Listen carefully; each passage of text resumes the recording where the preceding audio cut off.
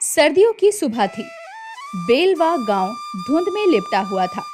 खेतों में हल्की ओस चमक रही थी, पर गांव के किनारे बनी एक टूटी फूटी झोपड़ी में गरीबी और भूख पसरी थी। उसी झोपड़ी में रहते थे बल्लू और उसकी माई।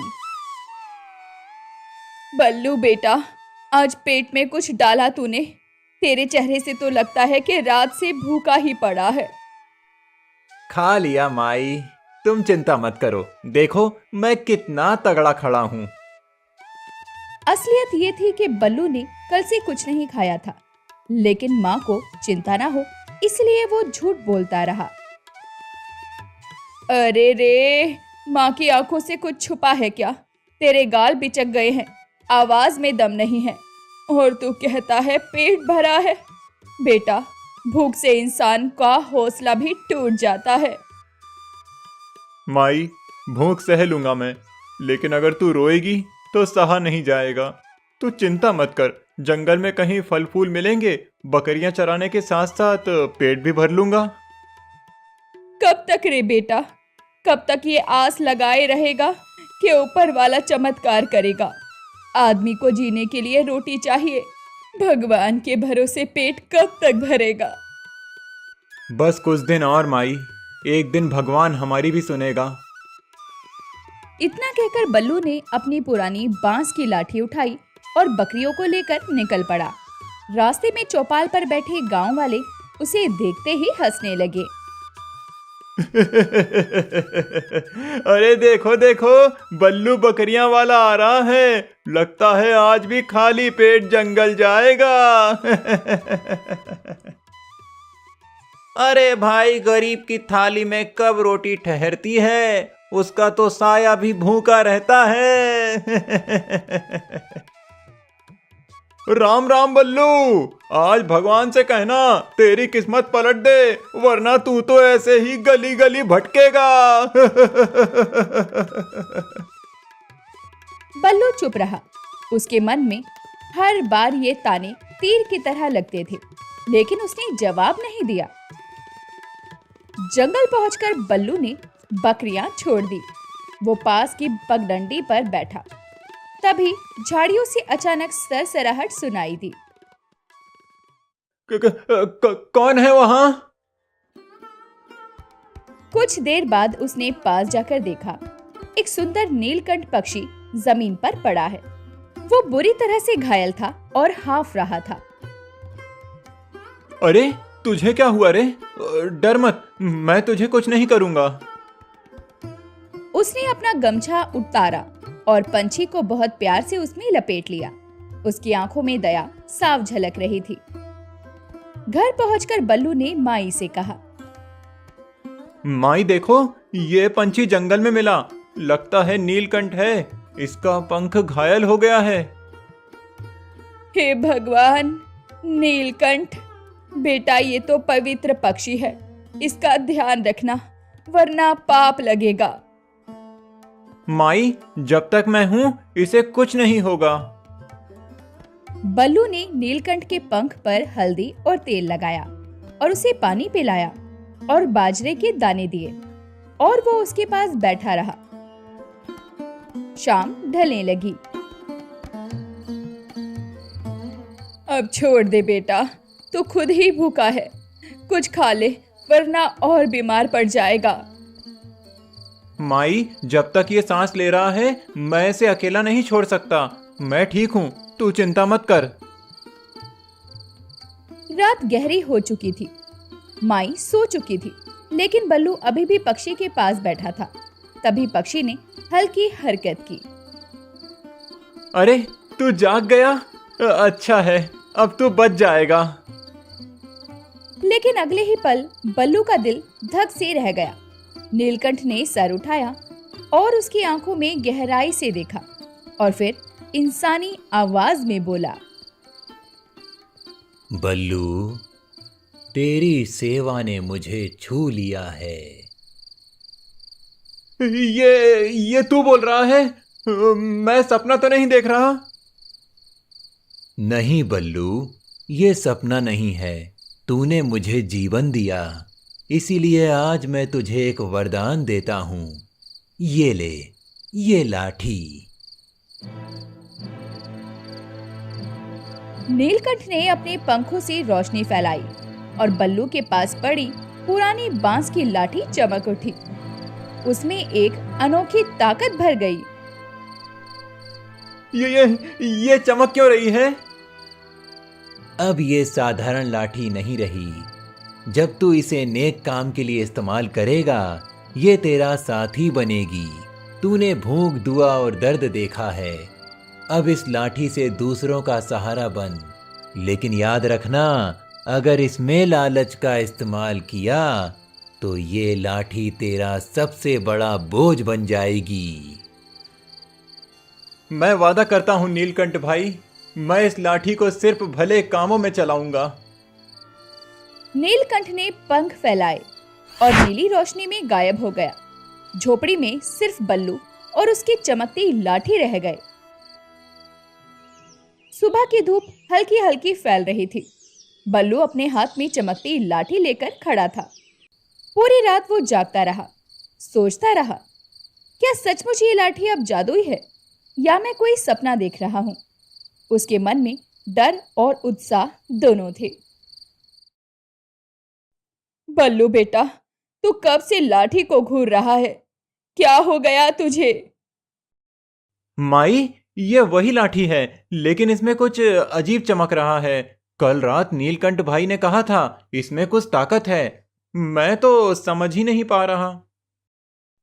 पगला मत रे, लाठी तो लाठी ही है। हाँ, तूने अगर नेकी की है तो भगवान तुझे आशीर्वाद देंगे, मगर ये चमक तमक पर ज्यादा भरोसा मत कर। नहीं माई, ये साधारण नहीं रही। आज मैं इसे परख कर देखूंगा। बल्लू अब बकरियों को लेकर जंगल की ओर चल पड़ा। हाथ में वही लाठी थी।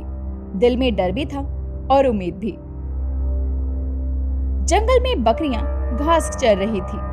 तभी झाड़ियों में से गुर्राने की आवाज आई। बल्लू ने देखा एक बड़ा भेड़िया घात लगाए बैठा था। बाकी बकरियां घबरा गई और भागने लगी। अरे बाप रे बाप, ये तो सीधा हमला करेगा। बल्लू ने हिम्मत करके लाठी जमीन पर पटकी।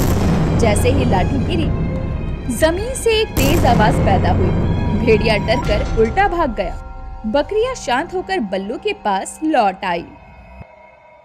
सच, ये लाठी सच में जादुई है। भेड़िया ऐसे ही भाग गया। हे भगवान!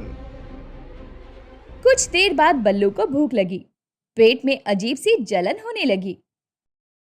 माई तो भूखी है, मैं भी भूखा हूँ। काश थोड़ी रोटी मिल जाती। उसने फिर लाठी जमीन पर टेकी और मन ही मन सोचा, थोड़ा खाना मिल जाए। तभी उसके सामने पत्तों से बनी एक थाली प्रकट हो गई, जिसमें बाजरे की रोटियां और थोड़ा दूध रखा था। अरे वाह, ये तो सच्ची रोटियां हैं और दूध भी। शाम को बल्लू वो रोटी और दूध लेकर घर पहुंचा। बल्लू, ये रोटियां कहां से आई? मैंने तो कुछ पकाया ही नहीं। माई, बस समझ ले कि भगवान ने भेज दी। धीरे धीरे गांव वालों को खबर लगी कि बल्लू के घर चमत्कार हो रहा है।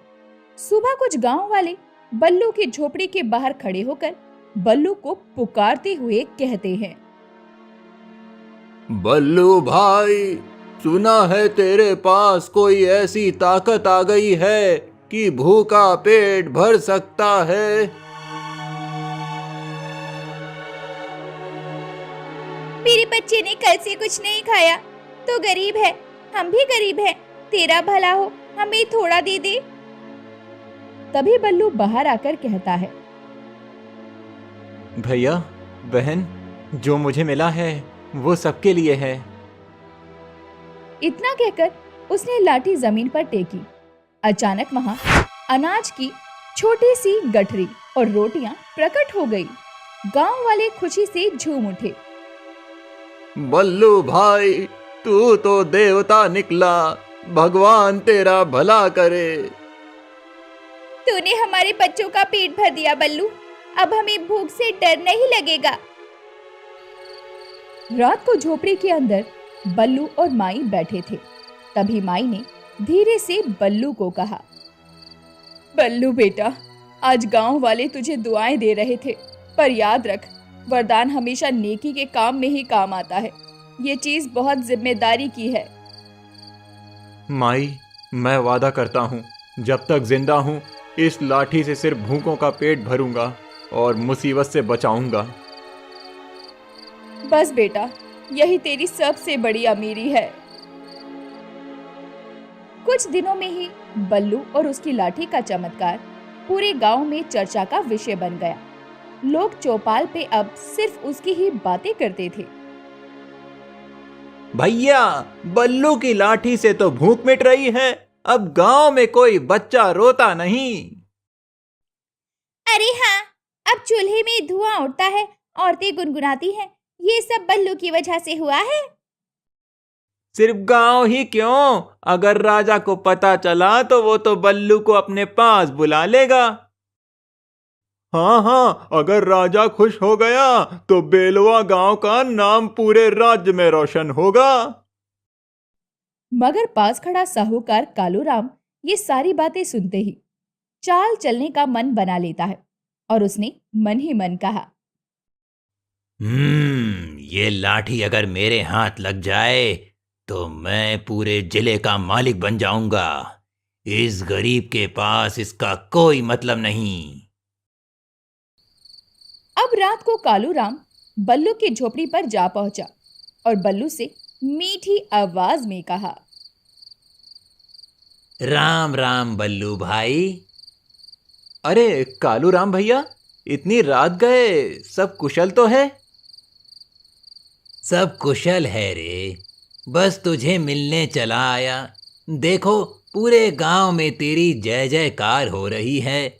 सोच, अगर तू दरबार जाकर राजा को ये लाठी दिखाए तो कितना नाम होगा तेरा। राजा तो तुझे सोने चांदी से लाद देगा। मुझे सोने चांदी से क्या लेना कालूराम भैया, मेरा मकसद तो भूखों को खाना खिलाना है। अरे बावले, अगर तेरे पास सोना होगा, दौलत होगी, तो तू और भी ज्यादा लोगों का भला कर पाएगा। बड़ी ताकत के लिए बड़ा साधन चाहिए। ये बात तो सही है। कालूराम के शब्दों ने बल्लू के मन में एक छोटी सी चिंगारी जलाई।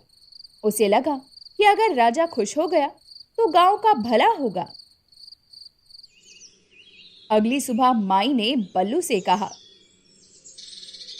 बेटा, तू दरबार जाने की सोच रहा है क्या? लेकिन एक बात याद रखना, वरदान का मतलब जिम्मेदारी है। तू इसे दिखावे के लिए मत ले जा। राजा का मन कब पलट जाए, कोई भरोसा नहीं है। माई, मैं सिर्फ गांव का भला चाहता हूं। अगर राजा खुश हो गया तो बेलवा गांव भी सुखी रहेगा। ठीक है बेटा, जा, पर याद रख, लाठी तेरी परीक्षा लेगी। लालच आया तो सब खत्म हो जाएगा। उसी दिन राजा के सिपाही गांव पहुंचे। उन्हें पहले ही खबर मिल चुकी थी कि बेलवा गांव में कोई गरीब चरवाहा चमत्कार कर रहा है। राजा ने खुद बल्लू को दरबार में बुलाया था। भव्य महल के भीतर राज सिंहासन पर राजा बैठे थे। दरबारियों की भीड़ लगी थी। बल्लू हाथ में लाठी लिए दरबार में पहुंचा। तो तू है वो बल्लू जिसके बारे में मैंने सुना है कि भूखों का पेट भर देता है? जी महाराज, ये सब नीलकंठ पंछी का आशीर्वाद है। अच्छा, तो दिखा हमें भी तेरा चमत्कार। बल्लू ने लाठी जमीन पर टेकी और मन ही मन कहा, दरबार में बैठे सभी लोगों को आज भरपेट भोजन मिल जाए। अगले ही पल सामने बड़ी बड़ी थालियों में खाना प्रकट हो गया। अरे वाह, शाबाश बल्लू, तूने सबका दिल जीत लिया। आज से तू मेरा अतिथि है, तुझे इनाम मिलेगा। राजा ने बल्लू को चांदी के सिक्कों से भरी थैली दी। बल्लू ने झूमकर स्वीकार किया, लेकिन उसके दिल में लालच नहीं था।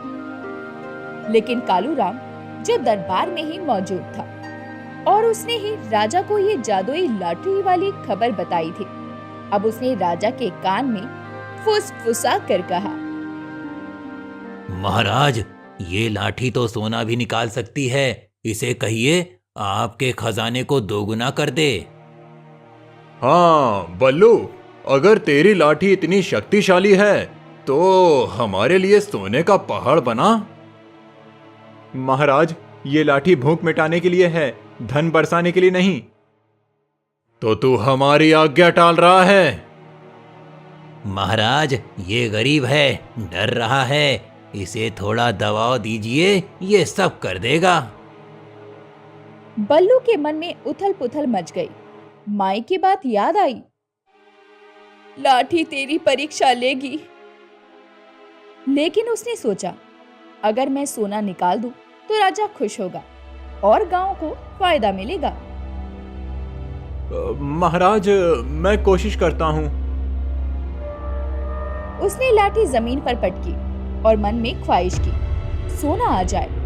लेकिन जैसे ही उसने ऐसा किया, लाठी भारी हो गई और उसके हाथ से छूटकर गिर पड़ी। फर्श में दरार पड़ गई।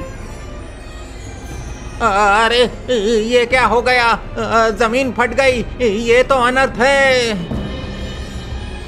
धोखेबाज, तूने हमें छलने की कोशिश की। अगर तेरी लाठी काम नहीं करती तो ये सब दिखावा था। नहीं महाराज, मैं झूठ नहीं बोल रहा। ये लाठी सिर्फ जरूरत के लिए है, लालच के लिए नहीं। लेकिन राजा का गुस्सा शांत नहीं हुआ। दरबारियों ने भी शक जताना शुरू कर दिया। कालूराम मन ही मन मुस्कुरा रहा था, क्योंकि उसकी चाल कामयाब हो रही थी। बल्लू, अगर तू सच में सच्चा है तो साबित कर, वरना तुझे कैद कर दूंगा। महाराज, मैंने जो किया है सिर्फ लोगों के भले के लिए किया। कृपया कर मुझे दोषी मत ठहराइए। बस, अब ये राजा के फंदे में फंस गया। दरबार में अफरा तफरी मच गई। बल्लू का चेहरा पीला पड़ गया। उसके हाथ में पड़ी लाठी अब साधारण सी लग रही थी और राजा की आंखों में शक और गुस्सा दोनों चमक रहे थे। बल्लू, तूने हमें मूर्ख बनाया है। पहले खाना दिखाया, फिर सोना मांगने पर यह सब ढकोसला। नहीं महाराज, मैं कसम खाकर कहता हूँ, मैंने किसी को छलने की कोशिश नहीं की।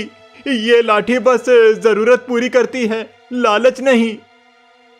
पर महाराज, खाना तो आया था, क्या पता सोना भी आता। कहीं ये गरीब झूठ बोल रहा हो। महाराज, ये गरीब भोला बनकर हम सबको बेवकूफ बना रहा है। इसके पास जरूर कोई गुप्त मंत्र है। इसे कैद कीजिए, तभी असली राज खुलेगा। सिपाहियों, इसे पकड़ लो। 4 सिपाही तुरंत बल्लू की ओर बढ़े। बल्लू पीछे हटते हुए लाठी उठाने लगा, लेकिन लाठी अब भारी लग रही थी, मानो उसने बल्लू से दूरी बना ली हो। हे नीलकंठ भाई, ये क्या हो गया? तूने कहा था ये लाठी मेरी साथी बनेगी, अब ये साथ क्यों छोड़ रही है? बल्लू की आंखों में आंसू थे। उसने लाठी को कसकर पकड़ा और दिल से कहा, हे भगवान, मुझे झूठा मत साबित कर। तभी अचानक दरबार के बीच से नीली रोशनी फैली। सबकी आंखें चौंधिया गई।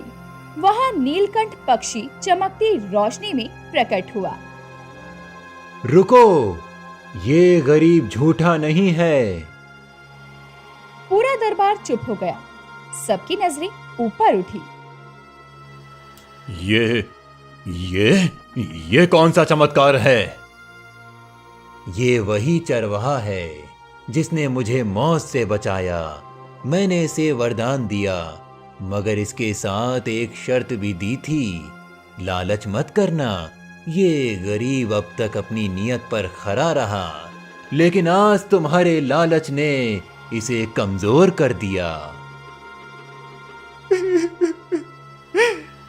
नीलकंठ भाई, मुझसे भूल हो गई।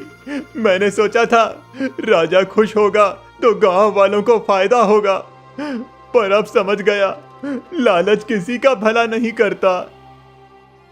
नीलकंठ का चेहरा कठोर हो गया। बल्लू, तू नेक है मगर परीक्षा में डगमगा गया। अगर तूने लालच का रास्ता चुना तो ये लाठी तेरे लिए वरदान नहीं, श्राप बन जाएगी। याद रख, ये लाठी भूखों का पेट भर सकती है, जरूरतमंद का सहारा बन सकती है, लेकिन सोना चांदी नहीं दे सकती। इतना कहकर नीलकंठ पक्षी फिर से उस नील प्रकाश में गायब हो गया। तो इसका मतलब यह है ये लाठी हमारे खजाने के काम नहीं आएगी। हम तो इसे बेकार समझते हैं। महाराज, ये गरीब झूठा है। ये वरदान वाली बातें सिर्फ दिखावा हैं। अगर इसे अभी नहीं रोका गया तो ये पूरे गांव और राज्य को उलझा देगा। बल्लू, तू और तेरी लाठी आज से हमारी नजर में गुनहगार हो। अगर तूने फिर कभी कोई चाल चली तो तेरी जान भी नहीं बचेगी। सिपाहियों ने बल्लू को धक्का देकर दरबार से बाहर कर दिया। उसकी आंखों से आंसू बह रहे थे। हे भगवान, मैंने तो सिर्फ सबका भला चाहा, पर अब सब मुझे धोखेबाज समझ रहे हैं। तभी उसकी माई भागकर बल्लू के पास आई, जो बाहर उसका इंतजार कर रही थी। बल्लू बेटा, ये क्या हाल बना लिया है तेरा तूने। मैंने कहा था दरबार की चमक धमक में मत जाना। माई, मैंने गलती कर दी। मैं भूल गया कि ये वरदान लालच के लिए नहीं है। बल्लू अपनी माई के साथ गांव लौटा, लेकिन अब गांव वालों का नजरिया भी बदलने लगा था। अरे देखो देखो, बल्लू वापस आ गया। सोने का पहाड़ बनाने चला था और अब दरबार से लात खाकर लौटा है। राजा ने तो साफ कह दिया ये सब धोखा है, और हम क्या थे जो इसके पीछे पीछे दौड़ते रहे। हमको तो बेवकूफ बना दिया इसने। हमें लगा था ये कोई देवता है, लेकिन ये तो बस चालबाज निकला। अब अपनी लाठी से हमें चावल रोटी दिखाएगा कि धूल झाड़ेगा। कल तक जो उसके पैरों में गिरकर आशीर्वाद मांगते थे, आज वही उसे झूठा, धोखेबाज और चालबाज कह रहे थे। भैया, बहन, मैं झूठा नहीं हूँ। ये लाठी सच में वरदान है। मैंने तो सिर्फ भूख मिटाने के लिए इसे इस्तेमाल किया। मैंने कभी किसी का बुरा नहीं चाहा। चुप कर। अगर सचमुच वरदान है तो दरबार में क्यों नहीं चला? राजा झूठा होता है क्या? राजा से बड़ा सच कौन? अगर तेरी लाठी सच होती तो आज हमारा गांव भी सोने से चमक रहा होता। भीड़ ने हंसी उड़ाई। बल्लू की आंखों से आंसू बहने लगे। माई ने उसे खींचकर घर ले जाना सही समझा। बल्लू बेटा, मैंने तुझे पहले ही कहा था दरबार में मत जा, मगर तूने मेरी बात नहीं मानी। अब देख, सब तुझसे मुंह मोड़ रहे हैं। माई, गलती मेरी ही थी। मैंने सोचा था राजा खुश होगा तो गांव का भला होगा, लेकिन मैं भूल गया कि वरदान लालच के लिए नहीं है।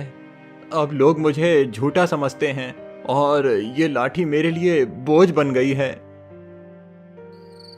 उस रात बल्लू ने पहली बार लाठी को कोने में पटक दिया, जिस पर कभी उसे गर्व था, अब वही उसकी बेइज्जती का कारण बन चुकी थी।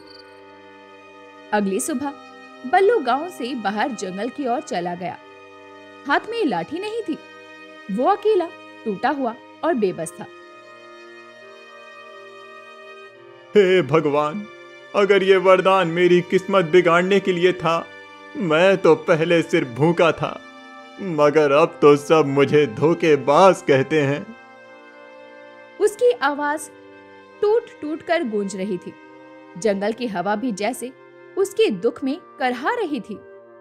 इसी बीच कालूराम अपने 2 आदमियों के साथ वहीं आ पहुंचा।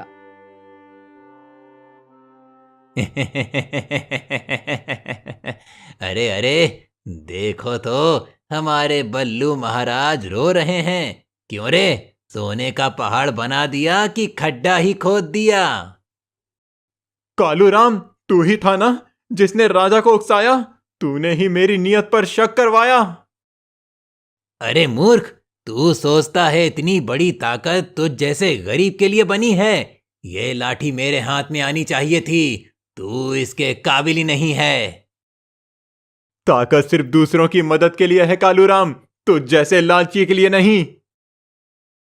बहुत बड़ी बड़ी बातें करता है रे।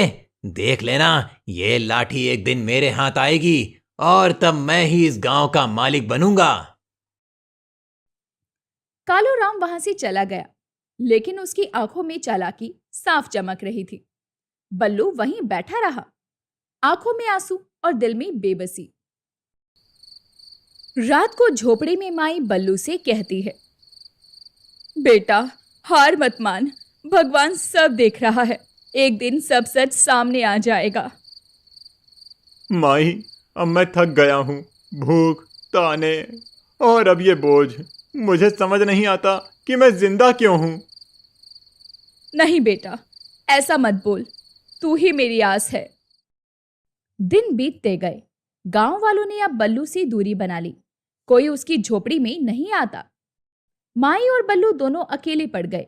जिस लाठी ने उन्हें गर्व दिया था, वही अब कोने में पड़ी धूल खा रही थी। एक शाम गांव में आग लग गई। लोग भाग दौड़ करने लगे। कई घर जलने लगे।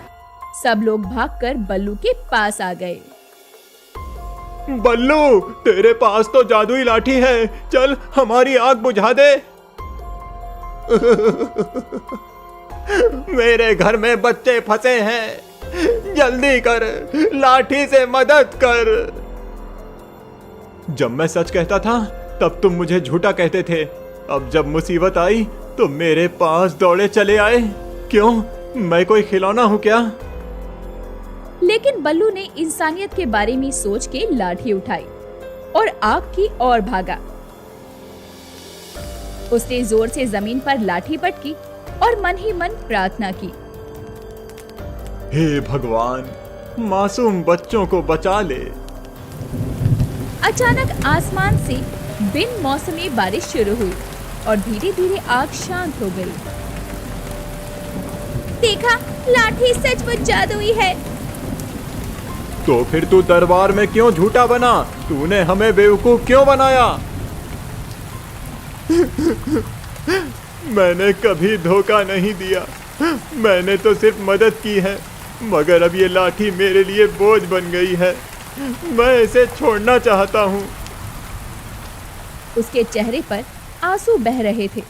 लोग उसके चारों ओर खड़े थे, मगर उसकी पीड़ा समझ नहीं पा रहे थे। देख, अगर बल्लू चाहता तो दरबार में भी ऐसा कर सकता था। जरूर इसमें कोई चाल थी। नहीं रे, अगर बल्लू ना होता तो मेरा बच्चा आज जिंदा ना होता। हमें मानना होगा कि ये वरदान सच है। पर कब तक? अगर ये वरदान कभी उल्टा असर कर गया तो गांव का क्या होगा? बल्लू खामोश खड़ा रहा। उसकी आंखें झुकी थी, हाथ में लाठी थी, लेकिन चेहरा बुझा हुआ। तभी कालूराम वहां आ पहुंचा। अरे वाह बल्लू, आज तो तू हीरो ही बन गया। आग बुझाई, बच्चों को बचाया, पर ये लाठी अब तेरे हाथ में क्यों है? इसे मुझे दे, मैं जानता हूँ इसका असली इस्तेमाल कैसे करना है। कालूराम, तेरे जैसे लालची को अगर ये लाठी मिली तो गांव का विनाश हो जाएगा। तू इसे छू भी नहीं सकता। तो क्या तू इसे हमेशा के लिए छुपा कर रखेगा? गांव वाले तुझे देवता समझते हैं, पर कल को ये लाठी तेरा बोझ बन जाएगी। इतना कहकर कालूराम ने झपट्टा मारा और लाठी छीनने की कोशिश की। दोनों के बीच खींचातानी शुरू हो गई। छोड़ इसे, ये किसी का खिलौना नहीं है। चल हट, ये मेरी होगी, तू काबिल नहीं है। तभी अचानक लाठी चमकने लगी और दोनों को जोर से धक्का देकर अलग कर दिया। हे भगवान, अब समझ आया, ये लाठी किसी इंसान के लालच के लिए नहीं बनी। बेटा, वरदान कभी किसी के पास हमेशा नहीं रहता। ये तो भगवान की परीक्षा है। तू अब भी इस परीक्षा में डगमगा रहा है। हाँ माई, मैं हार गया, पहले दरबार में, फिर गांव वालों के सामने। मैं वरदान के लायक ही नहीं। बल्लू ने लाठी को अपने हाथों में उठाई, उसे देखा और जोर से रो पड़ा। उसकी आंखों से आंसू गिरकर लाठी पर टपकने लगे। तभी नीला प्रकाश फैला और नीलकंठ फिर से प्रकट हुआ। उसकी आवाज गूंजी, आंसू में सबसे बड़ा सच छुपा होता है। तूने अपने दिल से कबूल किया कि तुझसे गलती हुई, यही तेरा असली बल है। नीलकंठ भाई, मैंने सब बर्बाद कर दिया। अगर मैं लालच में नहीं पड़ता तो लोग मुझे धोखेबाज नहीं कहते। गलती हर इंसान करता है बल्लू, वरदान ताकत नहीं, जिम्मेदारी है। तू जब तक समझेगा नहीं, ये लाठी तुझे बोझ ही लगेगी। बेटा, अगर भगवान ने तुझे मौका दिया है तो तू फिर से उठ, मेहनत और सच्चाई से जी। वरदान रहे या ना रहे, इंसानियत सबसे बड़ा वरदान होता है।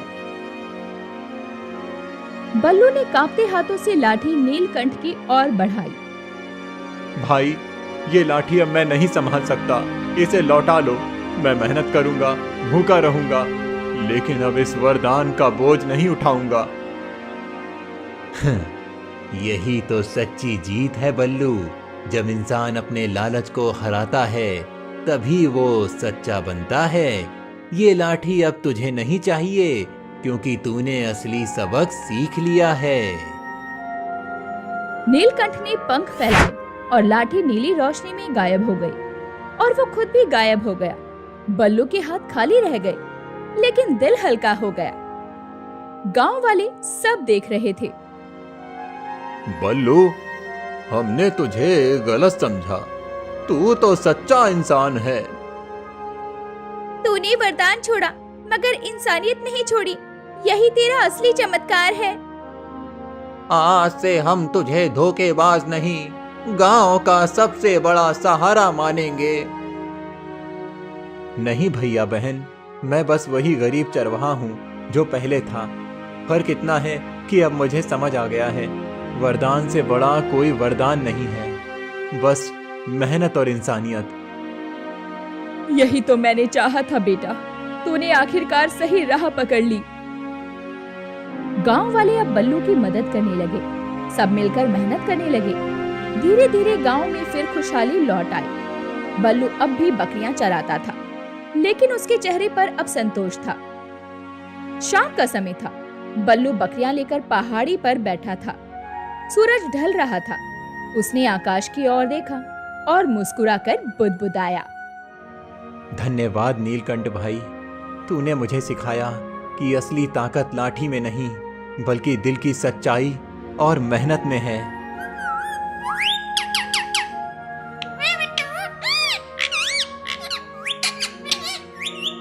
तो दोस्तों, ऐसी ही अनोखी और रसभरी कहानियां देखने के लिए हमारे चैनल को सब्सक्राइब करें।